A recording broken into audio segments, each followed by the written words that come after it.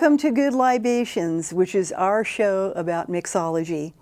And as you notice, I've got a little bit lower table than I usually have today. And again, that adds a touch of realism, because whenever you do mixology events, there's going to be varying countertops, varying size tables, varying circumstances, and that's a good thing to know. And again, we're going to make a drink today that is not necessarily what you might call a very creative drink, because it is a drink that is made according to a pre-arranged formula. And again, a lot of times, recently, there's been a trend among mixologists to actually create their own infusions and their own liqueurs and so forth, and even growing their own herbs and so forth in a garden to use in drinks. And way back in the 1800s, someone else actually started doing this very same thing. We know that Capuchin monks did it in Grenoble, France, when they came up with chartreuse green and chartreuse yellow. And also Benedictine monks did the same thing in Italy. And in Great Britain, of all places, there was a gentleman named James Pimm, who actually pioneered this particular beverage called a Pimm's No. 1 cup. And yes, as the name implies, there are other cups. This particular one is based on gin. It's known as a gin sling.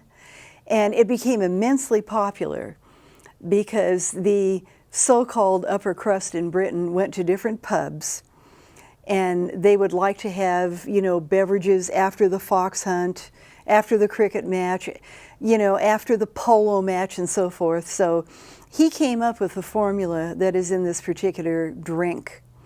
And it's a complex formula. There's a lot of herbs in it. There's a top note that I can always detect of anisette. There's a citrus overtone. There's some quinine. But there are literally dozens of herbs and fruits and berries in this particular Pimm's No. 1 cup. And some of the other cups are based on brandy. I think Pimm's No. 2 is a brandy sling. And I believe, again, that there are 7 total, although some of them are not manufactured anymore. But this is by far the most popular one, the Pimm's No. 1 cup. Now, there are ways of doing things proper, and I'm not necessarily one to buy into the, quote, proper way of doing things or doing things in the usual way. To me, if a procedure or a way of doing things doesn't seem to work well, I'll be the first one to abandon it and to use something else. I never do things according to rote. But there are certain things that we need to do with a Pimm's cup to really bring out the flavor.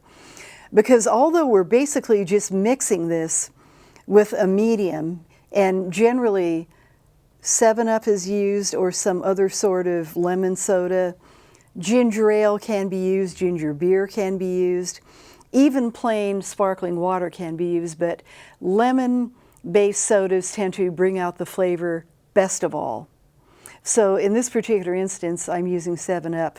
You could use others that don't incorporate high fructose corn syrup and make it even better. But anyway, we're going to set about making this, and what we're going to do first of all is we're going to muddle cucumber and a little bit of lemon in the bottom of the glass. And that's another issue too. As a general rule, if you're making a Pimm's cup, you use a tankard that is made either of silver or pewter with an actual handle, like you would use for a Moscow Mule or for other mule type drinks. But for the sake of setting it off and making it look pretty, we're going to use my favorite glass, the chimney glass.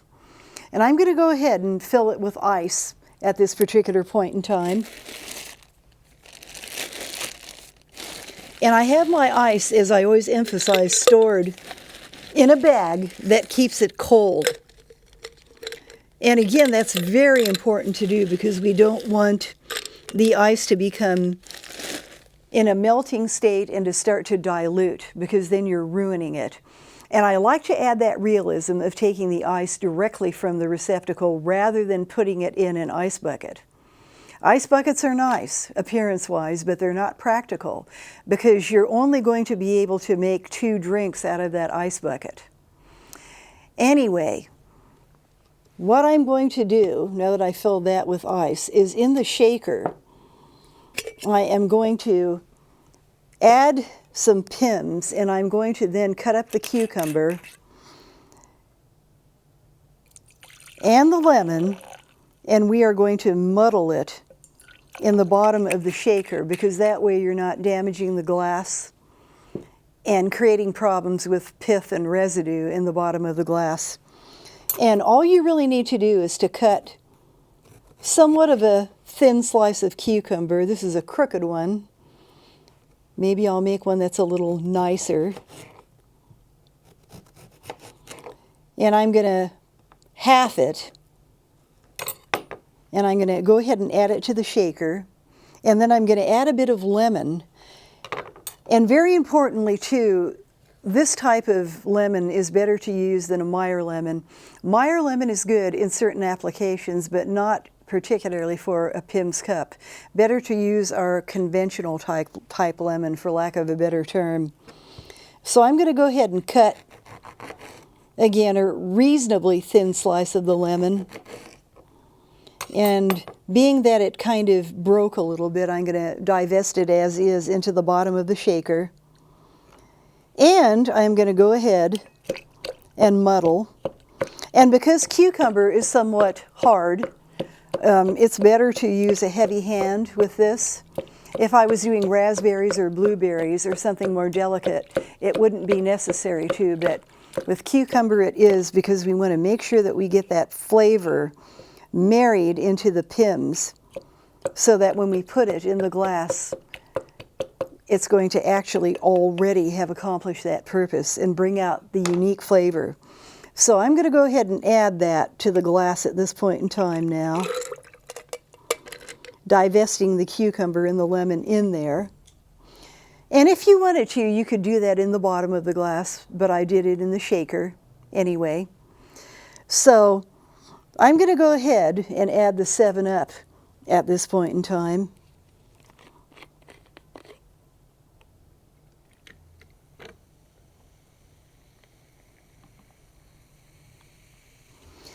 And for appearance sake, I'm actually going to remove this lemon because it's a bit pulverized and it's not very attractive.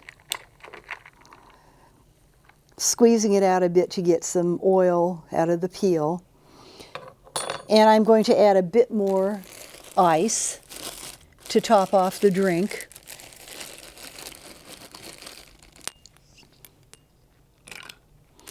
And then I'm going to add a little bit of lemon in the form of a small wedge, and I'm going to squeeze some of the lemon in. And the cucumber I'm going to leave as is. Add a little bit more 7-Up, or lime soda, I should say. We don't want to tout brands here. And then you have a very nice, refreshing Pimm's cup. And again, the flavor is hard to pin down. There's a top note of anisette or licorice. There's a bit of a citrus infusion. There's a touch of quinine. But the flavor is truly unique and is exceedingly difficult to duplicate. Don't even try it. You would have to have a palate that would be able to identify minute amounts of herbs and fruits and berries and so forth. Lovely, absolutely lovely. And I can truly imagine a bunch of British people after a cricket match sipping these in a pub, enjoying themselves, talking, visiting with one another. And you can do the same thing at home or at a party that you have and make yourself a nice Pimm's cup. So again, keep in mind that this seems very, very simple because you're only using a pre-made, you might say, infusion, but you have to do it right. You want to muddle that cucumber, muddle the bit of lemon, and if the lemon is a little sorry looking like that one was, you want to add a bit more and top it with that. You might even choose to add a bit more cucumber just for decorative purposes, which I may just do right now, just to top it off and make it look nicer. But there you have the Pimm's #1 cup, the Gin Sling. So as we enjoy our beverages, let's get creative with them, but let's do things that are going to work in harmony with the formula and bring out the best flavor possible of the liqueur. That's what we want to do. And I love the appearance of using a chimney glass. That's something I think that adds a little bit better dimension other than just using the silver or the pewter mug, although technically speaking, that's what you should use. And I rarely add, as I'm sure you've noticed, straws to my drinks, because they're usually better just sipped right out of the glass. Just like that. And as I like to emphasize, we want to keep our community as one that is well spoken of and safe. We want to show responsible drinking habits and to be very, very careful as we use our automobiles after we've been to parties and so forth. Might be wise to have a designated driver if we're going to imbibe more than a little bit. So let's be responsible. Let's keep our community safe and well spoken of. And again, thank you for tuning in to another episode of Good Libations. I'm Ethel Andrews. I'm a mixologist, and thank